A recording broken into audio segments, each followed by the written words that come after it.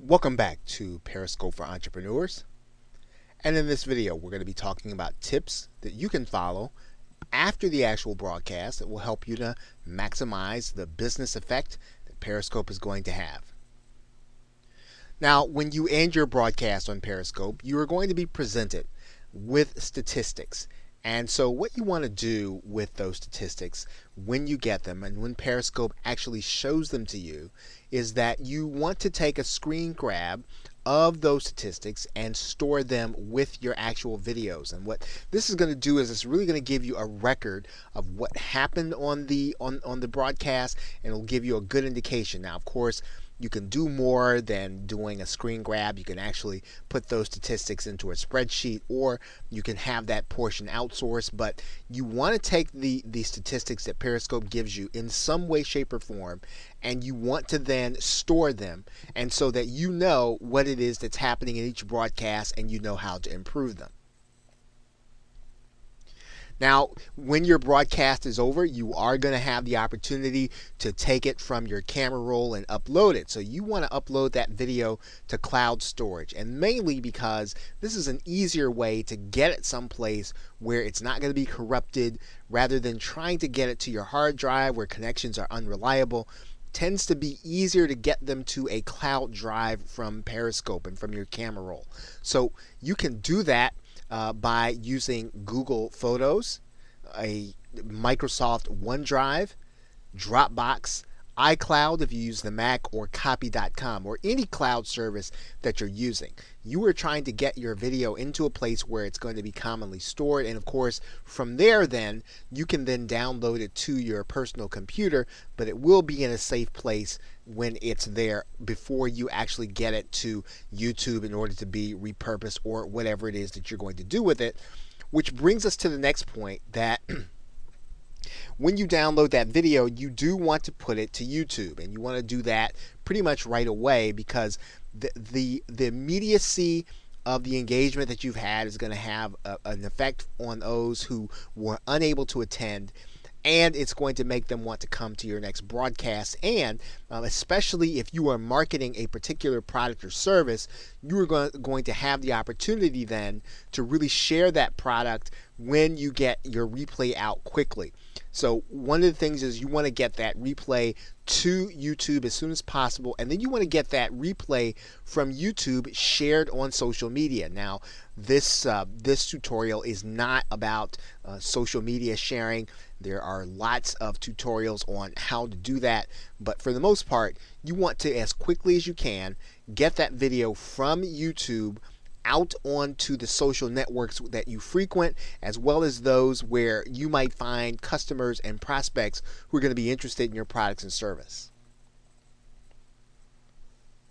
Now, inside of those YouTube videos, you want to add clickable links. That will mean that you're going to be using the annotations function. That means that you're going to have a website associated with your YouTube video. And you want to have those links leading to the call to action that you did during your actual broadcast, or to a page where they can get access to your future broadcasts. But typically, the best thing that you can do is to make sure that someone who clicks on even that YouTube video has the opportunity to get your call to action and be taken to the page where they can actually do a purchase and get what it is that you have to offer.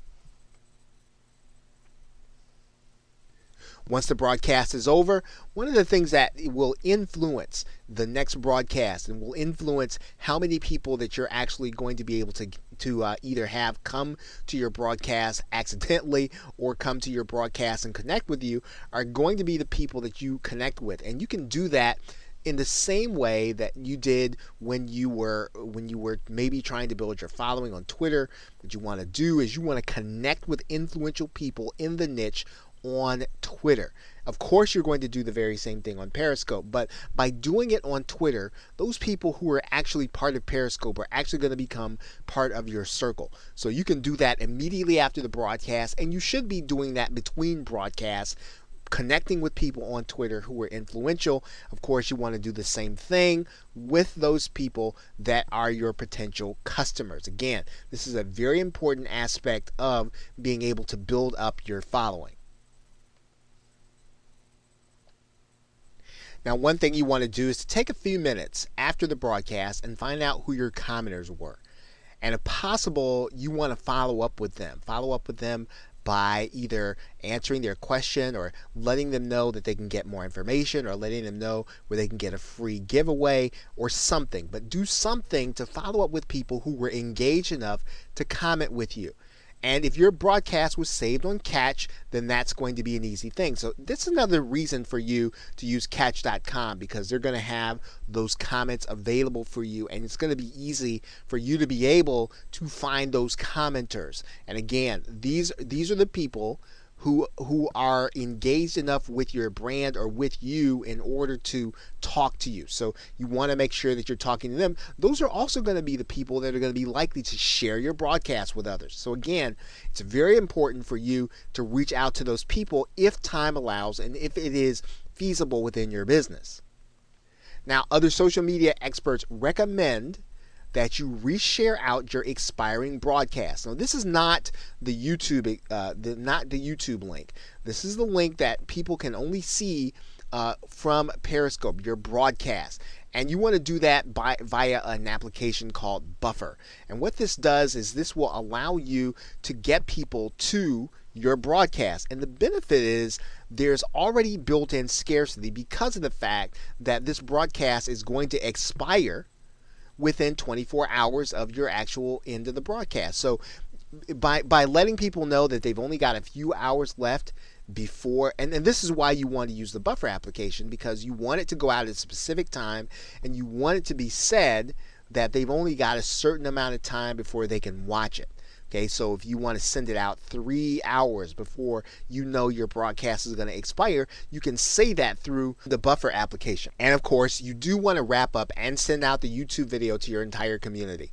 And do that with a reminder of when your next broadcast is. Again, this is going to engage people more with what it is that you did on the broadcast, maybe bring more people back. Now, in a future video, we are going to be talking about things that you can be doing in order to boost your following on Periscope, but certainly giving people the opportunity to see what it is that they missed on your live broadcast will give you more momentum. It'll generate more interest in your live broadcast. So with that, thanks, and I will see you in another video.